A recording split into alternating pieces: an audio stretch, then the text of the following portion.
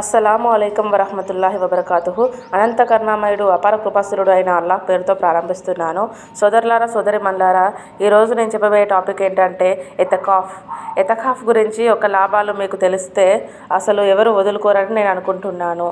చాలా వరకైతే మీలో ఎవరికైతే ఎక్కువగా ఈ రంజాన్ మాసంలో పుణ్యాలు సంపాదించుకోవాలనే ఆలోచన ఉన్నట్లయితే తప్పకుండా ఎతకాఫ్ పాటించమని నా నుండి నేను సజెస్ట్ చేస్తున్నాను. ఎక్కువగా ఇప్పుడు ఎతకాఫ్ పాటిస్తే ఎన్ని పుణ్యాలు ఉన్నాయో ఈ వీడియోలో తెలుసుకుందాం. ఎతకాఫ్ అంటే ఏమిటి అంటే, ఎతకాఫ్ అంటే షరియత్ పరిభాషలో ఎతకాఫ్ అంటే కొంతకాలం పాటు ప్రపంచ వ్యవహారాలు, కార్యకలాపాలకు దూరమై సామూహికంగా నమాజ్ జరిగే ఏదైనా ఒక మసీదులో ఏకాగ్రతతో కూర్చొని చేసే ఒక ప్రత్యేకమైన ఆరాధననే ఎతకాఫ్ అని అంటారు. అంటే ఒక మగవాళ్ళు అయితే మసీదులో ఉండాలి, స్త్రీలు అయితే ఇంట్లో ఉండవచ్చు, బయటికి వెళ్ళకూడదు వాళ్ళు.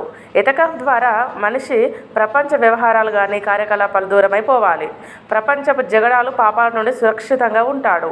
అలా చేయడం వల్ల ప్రతి క్షణము దైవ నామస్మరణలో నిమగ్నమై ఉంటాడు. దీనివల్ల అతని హృదయం నిర్మలమవుతుంది, ప్రపంచ వ్యామోహం దూరమై పరలోక చింతన పటిష్టమవుతుంది. మహనీయ మహమ్మద్ సల్లల్లాహు అలైహి వసల్లం వారు ఇలా తెలియజేశారు: ఎవరైతే రంజాన్ నెలలో 10 రోజుల పాటు ఎతకాఫ్ పాటిస్తాడో అతను 2 సార్లు హజ్, 2 సార్లు ఉమ్రా నెరవేర్చిన వాడవుతాడు అని తెలియజేశారు. మాషా అల్లా, ఇంతకన్నా శుభవార్త ఇంకేదైనా ఉందా? 2 సార్లు హజ్, 2 సార్లు ఉమ్రా అంటే మన పూర్తి పాపాలు తొలగించబడతాయని ఇక్కడ అర్థమవుతుంది కదా. అంతకన్నా ఇంకా మంచి ఆప్షన్ ఏముందండి రంజాన్ మాసంలో?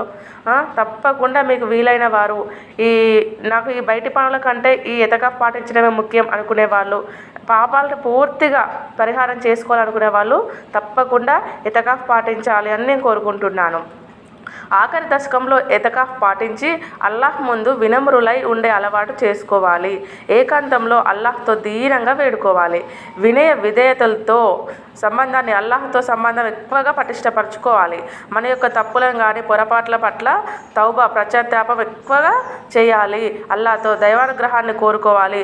అప్పుడు అల్లాహ్ సుబ్హానహు వ తఆలా కరుణ కటాక్షాలు మనకు ప్రాప్తిస్తాయి.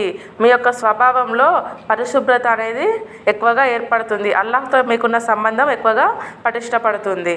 పూర్తిగా అల్లాహ్కు నీకు మధ్యలో ఎవరు ఉండరిగా.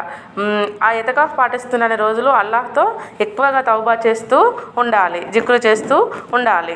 అలా ఉండడం వల్ల మీ మనసు ఎంత ప్రశాంతంగా ఉంటుందంటే చాలా ప్రశాంతంగా ఉంటుంది. ప్రపంచంతో మీకు సంబంధం ఉండదన్నట్టు ఆ ఉన్న 10 రోజుల్లో. ప్రవక్త సల్లల్లాహు అలైహి వసల్లం వారు ప్రతి సంవత్సరం క్రమం తప్పకుండా ఎతకాఫ్ పాటించేవారు. ఆయన సహచరులు కూడా ఎతకాఫ్ అలవాటు చేసుకున్నారు. చివరికి ఎతకాఫ్ రంజాన్ యొక్క ఒక అంశం అయిపోయింది.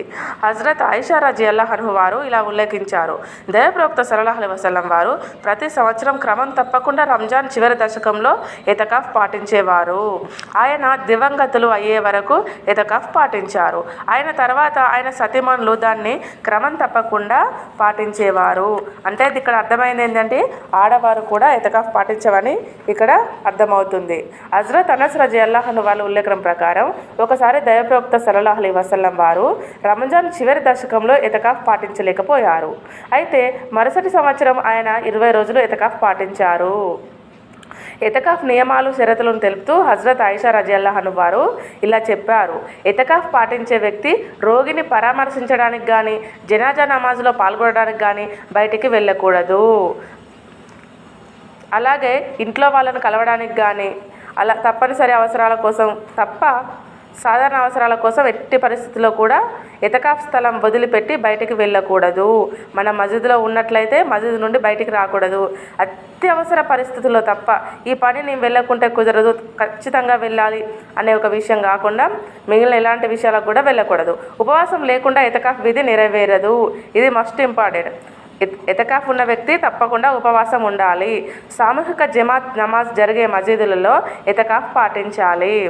అతి క్లిష్టమైన పరిస్థితుల్లో తప్ప మోతకిఫ్ ఎతకాఫ్ పాటించే వ్యక్తి మసీదు నుండి బయటికి వెళ్ళకూడదని ఈ ప్రవచనం ద్వారా తెలుసుకున్నాం కదా.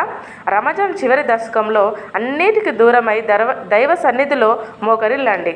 సజ్దాలు ఎక్కువగా చేయండి. ఎతకాఫ్ పాటించేవారు తౌబా, పశ్చాత్తాపం ఎక్కువగా చేయండి. పాపాల పట్ల సిగ్గుతో కుంగిపోవాలి. మనం చేసిన చిన్న చిన్న పాపాలు, పెద్ద పెద్ద పాపాలు, మన ఇంట్లో వారిని మాటలతో బాధపెడతాం కదా, అవి కూడా గుర్తు తెచ్చుకొని